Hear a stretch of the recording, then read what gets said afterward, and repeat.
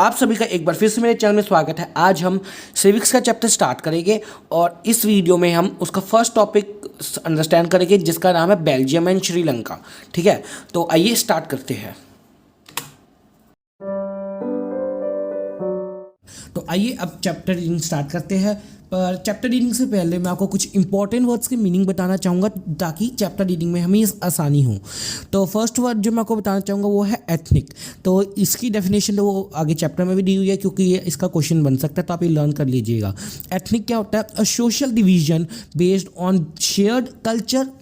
People belonging to the same ethnic group believe in their common descent because of similarity of physical type or of culture or both। ठीक है, तो इसमें उन्होंने क्या कहा है कि एक सोशल डिवीजन, जो हमारा समाज है उसमें डिवीजन्स जिनको कहते हैं, उसमें ऐसी डिवीजन्स हो जिनके अंदर कल्चर था वो शेयर हो। ठीक है, people belonging to same ethnic group believe in their, मतलब एक एथनिक ग्रुप के पीपल में क्या कॉमन चीज़ें होगी कि वो सेम कल्चर फॉलो करेंगे और उनमें फिजिकल टाइप्स में भी सिमिलैरिटीज होगी। They need not always have the same religion और नेशनैलिटी। हाँ, बस ये ज़रूरी नहीं है कि उनका रिलीजन और नेशनैलिटी भी सेम हो, पर अगर वो एक एथनिक ग्रुप के हैं तो उनका जो सोशल डिवीजन है उसमें सोशल डिवीजन के अंदर अगर कोई एक एथनिक ग्रुप का मेंबर है तो ज़रूरी नहीं है कि उसका नेशनैलिटी और रिलीजन सेम हो, पर उनका फिजिकल फीचर्स और उनके जैसे अब यहाँ पे बताया गया कॉमन डिसेंट सेम हो सकते हैं। तो आइए नेक्स्ट वर्ड देखते हैं। तो नेक्स्ट वर्ड है कॉम्पोजिशन। कॉम्पोजिशन क्या होता है? The nature of something's ingredients और constituents the way in which the whole mixture is made up of. मतलब एक किसी यहाँ पे हम ग्रुप की बात की गई है जहाँ पे उसके अंदर किन किन चीज़ों से बना है उसको हम कॉम्पोजिशन करेंगे, इसमें कि इस चीज़ की कितनी कॉम्पोजिशन है और इस चीज़ की कितनी, तो आगे हम जानेंगे इसका सही से मतलब। ठीक है, नेक्स्ट वर्ड है माइनॉरिटी। तो माइनॉरिटी क्या होता है? The smaller number or part, specially a number or part representing less than half of the whole. मतलब एक फुल होल में, एक पूरे ग्रुप में जो सबसे ग्रुप में एक सबसे कम मात्रा में होता है। जैसे मान लो हमारे पास दो तरह के ग्रुप है जिसमें बॉयज़ है गर्ल्स है, और अगर मान लो उसमें बॉयज़ कम है गर्ल्स के मुकाबले तो उसको हम इसमें हम क्या कहेंगे कि बॉयज़ आर इन माइनॉरिटी। ठीक है, तो आइए नेक्स्ट वर्ड्स देखते हैं। तो नेक्स्ट वर्ड है एक मिनट, ये हो गया। तो आइए नेक्स्ट वर्ड देखते हैं। नेक्स्ट वर्ड है टेंशन। तो टेंशन क्या हो गया? मेंटल और इमोशनल स्टेन। मतलब एक तरह का हम वो कह सकते हैं बीच में झगड़ा होना या जिसके कारण उनको मेंटली परेशानी हो। ठीक है, नेक्स्ट वर्ड है डाइवर्स। डाइवर्स क्या होगा? Including or involving people from a range of different social and ethnic background and of different gender, caste etcetera. तो मतलब एक ग्रुप के अंदर जो अलग अलग जो लोगों में कोई सिमिलैरिटी हो, डिफरेंसेस हो, जैसे चाहे वो कास्ट के बेस पे हो, जेंडर के बेस पे हो या अलग अलग किसी भी बेस पे हो, तो उसको में हम कहेंगे इस ग्रुप के अंदर डाइवर्स तरह के लोग रह रहे हैं। ठीक है, तो इसी के साथ हमारे वर्ड्स खत्म होता है। आइए अब चैप्टर रीडिंग स्टार्ट करते हैं। तो चैप्टर रीडिंग स्टार्ट करने से पहले मैं आपको एक इंपॉर्टेंट बात बता दूं कि जो वर्ड्स ऐसे रेडिश रंग में, जो लाइंस ऐसे रेडिश रंग में होगी वो नॉर्मल रीडिंग टेक्स्ट होगा, जो चैप्टर का रीडिंग टेक्स्ट है। ठीक है, जो लाइंस डार्क ब्लू रंग में मार्क होगी मतलब वो इंपॉर्टेंट लाइंस हैं, उनको आप भी साथ साथ मार्क कीजिए, अपनी बुक खोल लीजिए। ठीक है, और जो लाइन डार्क ग्रीन में मार्क होगी मतलब वहाँ पर कोई क्वेश्चन बन रहा है और वो उस क्वेश्चन का आंसर है। मैं साथ ही साथ आपको वो क्वेश्चन भी बता दूंगा। ठीक है, और कोई वर्ड अगर पिंक में मार्क हो मतलब मैंने उनको अभी आपको मतलब बताया होगा, वो कोई डिफिकल्ट वर्ड होगा जिनका मैंने आपको मतलब बताया। ठीक है, तो आइए अब रीडिंग स्टार्ट करते हैं। तो आइए अभी अपनी साथ साथ बुक खोल लीजिए और मेरे साथ इंपॉर्टेंट लाइंस और इंपॉर्टेंट क्वेश्चंस मार्क कर लीजिए। ठीक है, वीडियो पॉज कीजिए और खोल लीजिए। तो आइए अब स्टार्ट करते हैं। Belgium is a small country in Europe, smaller in area than the state of Haryana. ठीक है, जो बेल्जियम है वो एक स्मॉल कंट्री है, कहाँ पे? यूरोप में। ठीक है, यूरोप के अंदर एक बेल्जियम एक स्मॉल सी कंट्री है और इतनी स्मॉल है कि जो इंडिया में हरियाणा एक पूरी स्टेट है वो उससे भी छोटी है। मतलब हरियाणा तो एक स्टेट है और बेल्जियम एक कंट्री, तो आप खुद देख सकते हैं कि एक कंट्री एक स्टेट से स्मॉल है। तो बताया गया it has borders with France. तो ये सब मार्क कर लीजिए कि बेल्जियम के कहाँ कहाँ बॉर्डर्स है। फ्रांस के साथ बॉर्डर है, नीदरलैंड्स के साथ बॉर्डर है, जर्मनी के साथ भी बॉर्डर है एंड लग्जमबर्ग के साथ भी बॉर्डर है। ठीक है, सारी कंट्रीज है जिसके साथ बेल्जियम के बॉर्डर लगते हैं। ये MCQ या ब्लैंक्स में पूछ सकते हैं कहाँ कहाँ उसके बॉर्डर लगते हैं। ठीक है, नेक्स्ट देखते हैं, it has population of little over 1 crore, ठीक है। तो इसकी जो पॉपुलेशन है वो 1 करोड़ से थोड़ी ही ज़्यादा है और हरियाणा की पॉपुलेशन से आधी है। तो हरियाणा में अराउंड 2.23 करोड़ पीपल रहते हैं, तो उससे भी आधी इसकी पॉपुलेशन है, ठीक है। द एथनिक कॉम्पोजिशन, तो अभी मैंने आपको एथनिक और कॉम्पोजिशन दोनों का मतलब बताया था, तभी ये वर्ड्स पिंक में मार्क है, ठीक है। तो आइए आगे करते हैं। Of this small country is very complex. तो अब यहाँ पे बताया गया कि इसकी जो एथनिक कॉम्पोजिशन है वेरी कॉम्प्लेक्स। ये अब आगे रीड करते हैं। तो आगे क्वेश्चन बनेगा, आइए पहले रीड करते हैं फिर क्वेश्चन जानेंगे।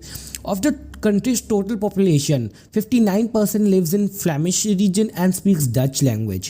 तो जो बेल्जियम है उसकी अराउंड 59% ऑफ द जो पॉपुलेशन है वो कौन से रीजन में रहती है, वहाँ पे एक रीजन है जिसका नाम है फ्लेमिश। तो फ्लेमिश रीजन में रहती है, ये कभी कभार MCQ में पूछ लेते हैं तो ध्यान रखिएगा। एंड और वो कौन सी लैंग्वेज बोलते हैं, डच लैंग्वेज बोलते हैं, ठीक है। और अनदर 40% जो उनकी पॉपुलेशन है वो वलोनिया में रहती है, वो भी एक रीजन का नाम है। और वो जो 40% पॉपुलेशन है वो फ्रेंच बोलती है। तो 40 + 59 ये हुआ हमारा कितना, अराउंड 99, ठीक है। तो बचा 1% जो है, तो रिमेनिंग 1% ऑफ द पॉपुलेशन जो है वो कहाँ पे रहती है, बल्गेरियंस, ठीक है। 1% ऑफ बल्गेरियंस स्पीक जर्मन, ठीक है। बेल्जियंस है, मैं गलती से बोल गया, कभी कभार हो जाती है। तो जो बाकी 1% बेल्जियम में रहने वाले पीपल है वो जर्मन बोलते हैं, ठीक है। और एक जो इनकी कैपिटल है, in the capital city of Brussels 80% people speak French while 20% are Dutch speaking.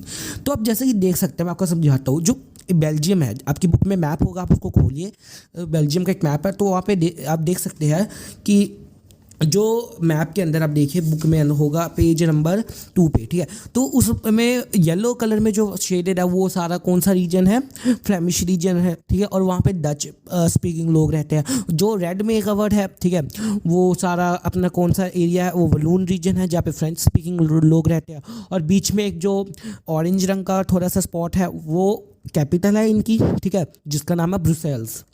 तो और वहाँ पे क्या सिनेरियो, वहाँ पे सिनेरियो थोड़ा अलग है। जैसे होल ओवर द कंट्री जो पॉपुलेशन है वो मेजॉरिटी में कौन है, मेजॉरिटी में है डच स्पीकिंग फ्लेमिश रीजन। पर जो उनकी कैपिटल ब्रुसेल्स है वहाँ पे सिनेरियो थोड़ा चेंज हो जाता है। वहाँ पे 20% जो पॉपुलेशन है वो डच स्पीकिंग है और 80% फ्रेंच स्पीकिंग। मतलब जो कैपिटल है वहाँ पे फ्रेंच स्पीकिंग लोग की मेजॉरिटी है, पर ऑल ओवर देखा जाए कंट्री में तो उनकी माइनॉरिटी है, ठीक है। और बाकी 1% जो बचे वो जर्मन स्पीकिंग है, जो आप कोने में देख सकते हो ईस्ट की तरफ रेड रंग में थोड़ा लाइंस में मार्क होगा, ठीक है। और यहाँ पे क्वेश्चन क्या बनेगा, explain the ethnic composition of Belgium और why the ethnic composition of Belgium is so complex. तो इस क्वेश्चन को आप ध्यान से मार्क कीजिए, ये क्वेश्चन ज़्यादातर पूछा जाता है, ठीक है। कि जैसा पीछे एक लाइन में पढ़ा था कि जो बेल्जियम की एथनिक कॉम्पोजिशन है, एथनिक मतलब मैंने आपको बताया था ना कि वहाँ पे रहने वाले कैसे लोग हैं, उसका डिवीजन कैसी है। तो उनकी जो एथनिक कॉम्पोजिशन है वो इतनी कॉम्प्लेक्स ही है, इसीलिए कॉम्प्लेक्स है क्योंकि all over India, all over the country तो वो डच मेजॉरिटी में है, पर उनकी जो कैपिटल है वहाँ पे फ्रेंच मेजॉरिटी में है, फ्रेंच स्पीकिंग मेजॉरिटी में है, तो इसलिए, ठीक है। और ये ऐसे भी पूछ सकते हैं कि explain the ethnic composition of Belgium, तो भी इसका यही आंसर होगा, ठीक है। तो आइए आगे रीड करते हैं। The minority French speaking community was relatively rich and powerful, ठीक है। अब जो माइनॉरिटी में जो फ्रेंच स्पीकिंग लोग हैं वो जो डच स्पीकिंग मेजॉरिटी में है उनके मुकाबले ये रिच एंड पावरफुल है, ठीक है। This was resented by Dutch speaking community who got the benefit of economic development and education much later, ठीक है। तो अब यहाँ पे इन्होंने क्या बताया कि जो फ्रेंच स्पीकिंग लोग हैं उनको रिच है और पावरफुल है। हाउएवर जो मेजॉरिटी में उनकी डच स्पीकिंग है उनको अपना जो इकोनॉमिकल राइट्स है कंट्री के अकॉर्डिंग जो मिलने चाहिए वो थोड़ी देरी से मिले थे, ठीक है, ये इन्होंने बताया है। आगे पढ़ते हैं। This led to tensions between the Dutch-speaking and French-speaking communities during 1950s and 1960s। तो जब डच स्पीकिंग लोगों को भी उनका इकोनॉमिकल बेनिफिट मिला, इकोनॉमिकल राइट मिला, तब ये कुछ टेंशन्स क्रिएट कर दिया। कहाँ कब, अराउंड 1950s to 1960। ये भी MCQ में पूछ सकते हैं, ये शायद ब्लू लाइन से मार्क नहीं है पर ये भी आप कर लेना, ठीक है। तो यहाँ पे उन्होंने बताया गया कि बाद में जब उन दोनों को राइट्स मिले उनके इकोनॉमिकल, तो उनके बीच में एक टेंशन क्रिएट होगी, मेंटल प्रेशर क्रिएट हो गया, जैसे मैंने आपको मतलब बताया था। तो ये आगे रीड करते हैं। The tensions between the two communities were more acute in Brussels. तो ये ज़्यादा कहाँ पे थी? ब्रुसेल्स में थी, जो उनकी कैपिटल है। Brussels presented a special problem, the Dutch speaking people constituted a majority in the country but a minority in the capital. तो यहाँ पे वही बात आ गई ना कि कंट्री में तो मेजॉरिटी में डच स्पीकिंग, पर यहाँ पे माइनॉरिटी में है, ठीक है। तो आइए आगे रीड करते हैं। Let us compare this to situation in another country. और अब इस जो सिचुएशन यहाँ पे क्रिएट हुई है, आइए इसको हमें अनदर कंट्री में इमेजिन करते हैं, ठीक है। इमेजिन ही मतलब है ही, तो उसको कंपेयर करते हैं। अब हम किसकी एग्जांपल लेंगे? श्रीलंका की। जैसा कैपिटल ना इसकी हेडिंग में था बेल्जियम एंड श्रीलंका। तो अब श्रीलंका की बात करते हैं। Sri Lanka is an island nation, ठीक है। श्रीलंका एक आइलैंड नेशन है, वो आइलैंड से बनी है, मतलब आइलैंड पे कंट्री है।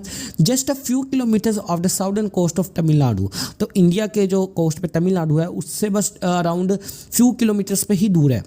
It has about 2 crore people, और इसकी पॉपुलेशन अराउंड 2 करोड़ पीपल है। About the same as in Haryana, और हरियाणा में भी इतना ही है, तो अबाउट द सेम ही हो गया, ठीक है। Like other nations in South Asia regions, Sri Lanka has diverse population. Diverse का भी आपको मतलब बताया था, यहाँ पे शायद पिंक लाइन से मैं मार्क करना भूल गया हूँगा।